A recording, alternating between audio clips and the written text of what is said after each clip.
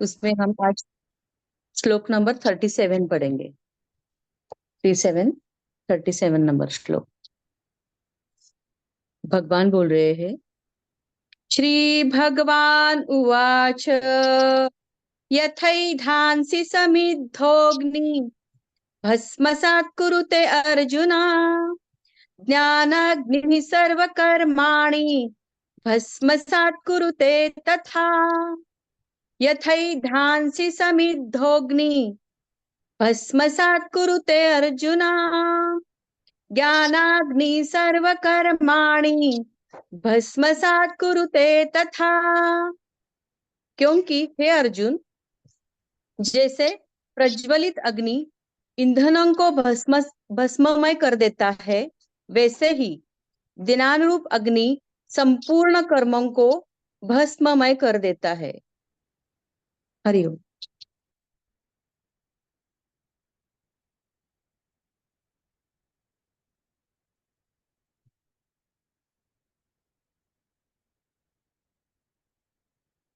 ज्ञान की पराकाष्ठा के बारे में यहाँ कृष्ण बता रहे हैं।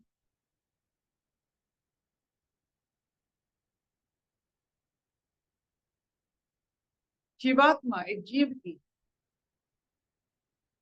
उसके कर्म के कारण उसको कुछ ना कुछ उसका श्रेय मिलता है, उसके कर्म के कारण।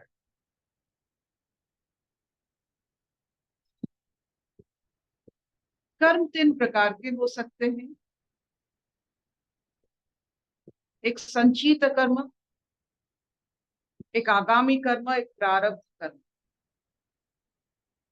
तो आपके कर्म यूं ही नहीं कहीं मिट जाते हैं, वो रहता है संचित बनकर, आगामी बनकर या प्रारब्ध बनकर।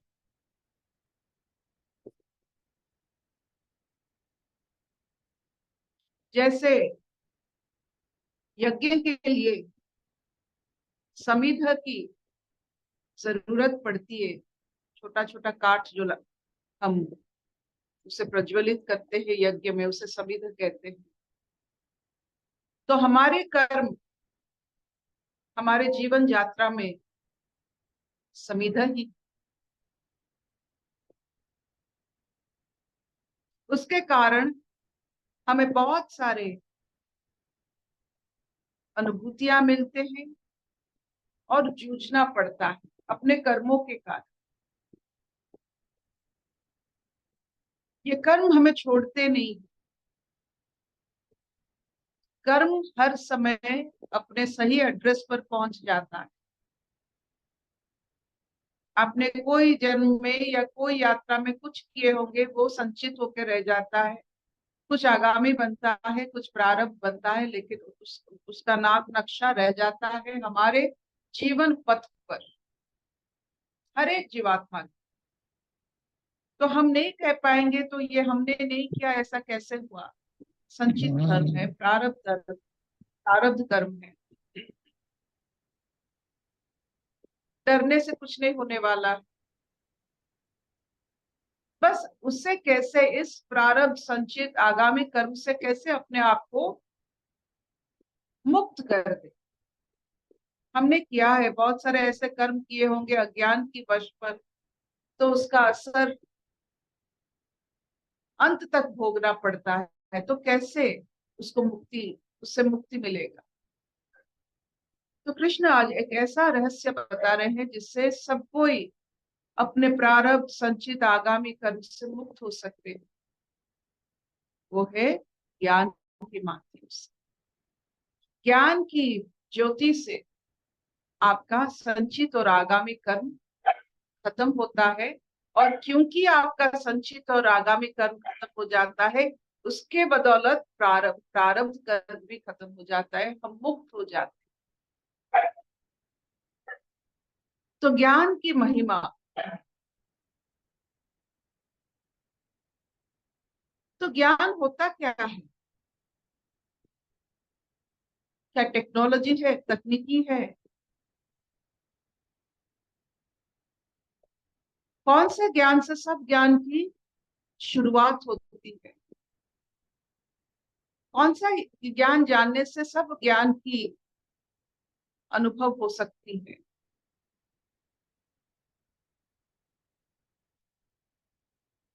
कौन से ज्ञान से सब ज्ञान की उत्पत्ति है?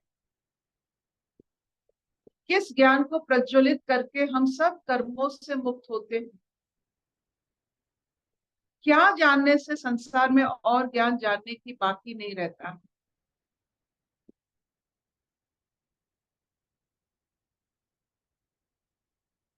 एक इंसान अगर समाज में नहीं रहता है, उसका कोई परिवार नहीं रहता है, अपने आप को खुद को संभालना पड़ता है, उसको कौन सी ज्ञान चाहिए? अपने आप को संभालने के लिए किसी की सहायता लिए बगैर अगर संभालने के लिए कौन सी ज्ञान चाहिए?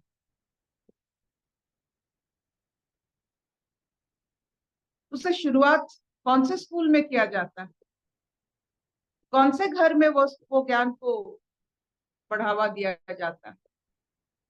क्या वो ज्ञान सब जानते हैं?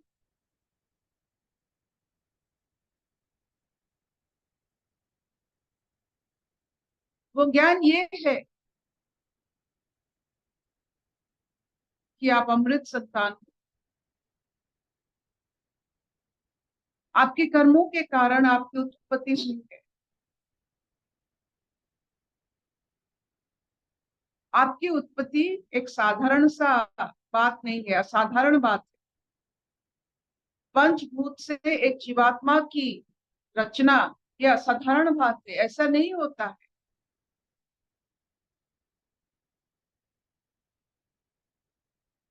इसको ज्ञात करना कि हम असाधारण अमृतमय संतान है, ये सबसे बड़ी ज्ञान।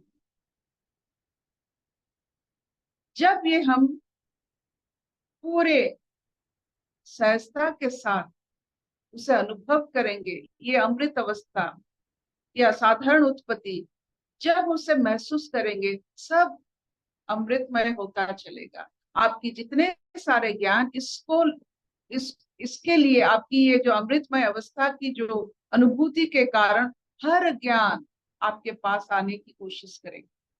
नहीं तो अज्ञान आते हैं, जब अपने आप को आप असाधारण नहीं मानते, अमृतमय नहीं मानते, तब तक आपके पास अज्ञान ही आए। जब अपने आप को संपूर्ण एक अमृत का प्याला, एक चमत्कार, ये नहीं मानते हो, तब तक आपको जो जो जो ज्ञान आपके पास आएगा वो सब अज्ञान। और जिस ज्ञान से आपको ये उम्मीद, ये अनुभूति और बढ़ता चलेगा, वो सब ज्ञान। तो क्या आप अमृतमय हो, असाधारण हो, चमत्कारी हो, पारसमणि हो? क्या आपको ऐसा लगता है? किस कारण से नहीं लगता है? वो सब अज्ञान। जिस कारण से ये सब लगता है वो सब अज्ञान।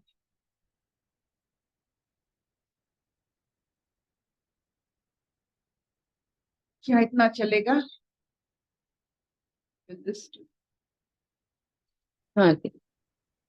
और एक ज्ञान की बहुत बड़ी महिमा है कि जैसे जैसे ऐसे लगा कि कहाँ पे तो आग लगी है पूरा अज्ञान को से। जैसे सत्संग में जो शब्द सुनते हैं ना, सब ज्ञान के शब्द सुनते हैं, तो जो एंटीवायरस ही होता है वो सब वायरस जल के पूरा ना एकदम शांति आ गई। नहीं तो पहले समझ में नहीं आता था कि ये जो कर्म हम बना रहे हैं, जैसे एक आदमी घर से निकला है और इतना चल रहा है, इतना चल रहा है, पैर दुख रहे, फिर भी चलना ही पड़ता था कंपलसरी।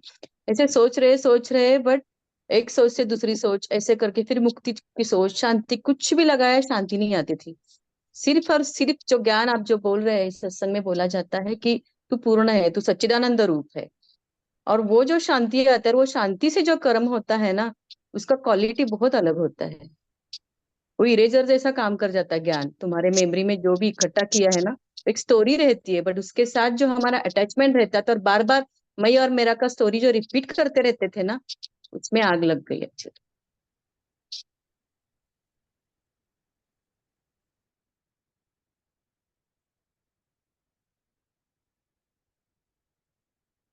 कर्म हर समय होता रहेगा। आप सोते वक्त भी कर्म करते हो, जागृत वक्त भी, सोच में हर समय कर्म होता रहे। लेकिन कर्म की उत्पत्ति अगर आपकी असाधारणता चमत्कारी भाव से हो, वो कर्म भी चमकता है। वो छोटी सी कर्म हो, नमक डालना हो, तरकारी में नमक डालने की कर्म हो, वो सही सही मात्रा में नमक पड़ती है।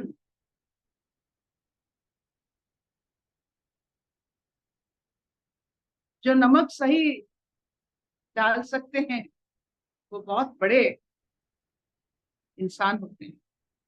Right amount of salt and sugar. ये आसान बात नहीं है, ये अनुमान की बात है, हनुमान की बात। आपकी अनुमान आपकी हनुमान है। आप जो आपके बारे में अनुमान करते हो वो आपका हनुमान होता है।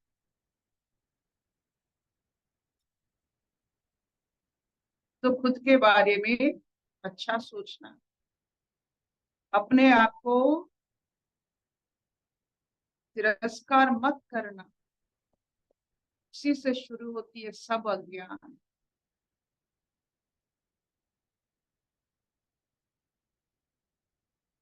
चाहे संसार तिरस्कार करे,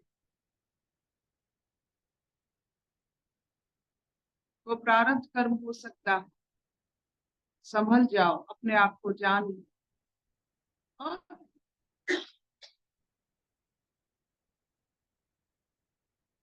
सारे कर्म से मुक्त होने की एक भाव अपने अंदर डाल दो।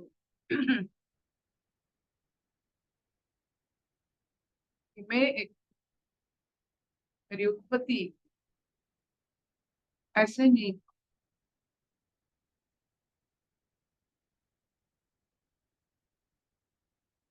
और उसका कारण ईश्वर की इच्छा से हुई। जैसे गवर्नमेंट जॉब होता है ना, आपको यूं ही नहीं मिल जाता है,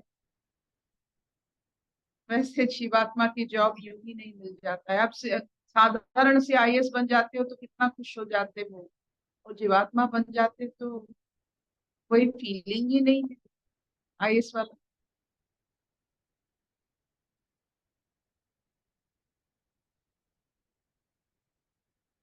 असतो मां सद्गमय, तमसो मां ज्योतिर्गमय, मृत्यु अमृतं गमय। सर्वे सुखिनः सन्तु, सर्वे सन्तु निरामया, सर्वे भद्राणि पश्यन्तु, मा कश्चित् दुःखभाग् भवेत्।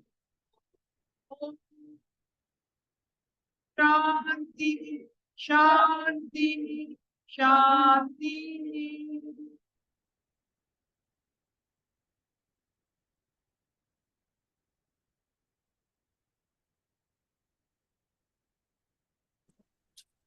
शबना नहीं, आज नहीं है क्या? हाँ मामा। है रवि। मैं तेरे सामने हूँ। अर्पिता, मेरे मन में ना पहले एक क्वेश्चन आता था। मतलब ये जो आपने जो बताया ना कि संचित कर्म और प्रारब्ध कर्म और आगामी कर्म, क्रियमान कर्म जो भी है, तो कैसे पता चलेगा कि कौन सा कर्म क्या है करके? ये तीन में जो बांटा गया है, तो एक ही क्यों नहीं बोला गया है? कैसे पता चलेगा कि ये कौन सा कर्म है? देखिए, ये नाम का फर्क है, और एक मानसिकता के लिए ये बनाया गया, ताकि आपको लगे कि हम जो कर्म करते हैं, जैसे हम जो पैसा लाते हैं, फिक्स डिपॉजिट में कुछ जाता है, करंट अकाउंट में कुछ सेविंग अकाउंट में, वैसा ही है। तो अब सेविंग तो सेविंग होता है, तो एफडी क्यों है? जिसमें ज्यादा इंटरेस्ट पड़ता है। और ये जो संचित कर्म कर्म फिक्स डिपॉजिट जैसा होता है, वो अपने इंटरेस्ट ठीक समय में देता है।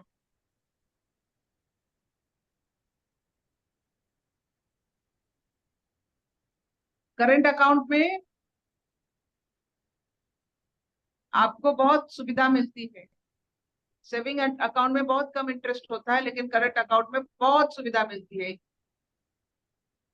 आप उसमें बिजनेस कर सकते हो, उसका लिमिट नहीं रहता। तो बहुत सारे डिफरेंस होते हैं ये जो बैंकिंग में। वैसे ही हमारे कर्मों की बैंकिंग में बहुत सारे जिन्होंने उस पर क्या काम किया होगा, अनुभव किया होगा, ऐसे बनाए होंगे, हमको ये सब मालूम होता है, अच्छा लगता है। इंटीग्रिटी हालांकि वो कुछ नहीं होता है, बस जानने का एक, जिस दिन हम जान जाते हैं कर्म कभी हमें छोड़ता नहीं है। चाहे हमें जीवन छोड़ दे, अपना छाया छोड़ दे, लेकिन कर्म नहीं छोड़ेगा। वो हमें अपना असर दिखाता रहेगा। आपने किसी को खाना दिया है, आपने किसी के साथ मिल बांट के खाया है, वो कर्म आपके साथ चलेगा और आपको मिल बांट के खाने की बहुत, चाहे आपके पास पैसा हो ना हो, आधार हो ना हो, लेकिन आपको ऐसे खाना मिलता चलेगा। जब आपके पास कुछ नहीं होता फिर भी लोग आ जाते हैं आपको सहायता करने के लिए, आपको नहीं लगता है कि ऐसा कैसे हो गया? तभी से तो पता चलना चाहिए ये तो संचित कर्म की बात है, प्रारब्ध कर्म की कोई भी हो, लेकिन कर्म की बात है। नाम कुछ भी हो, कर्म ढूंढ कर आता है अपने कर्मठ के पास। जिन्होंने किया है जो कर्म, उसका एड्रेस वो कभी नहीं भूलता। कर्म has never forgotten the address. सब चाहे सब अपने आप को भूल जाए, माता पिता हमारे इस जन्म में हमें भूल जाए, दूसरे जन्म में हमें भूल जाए, लेकिन अपना कर्म हमें कभी नहीं भूलता। वो ढूंढ के चला आता है हमारे पास, अपना है।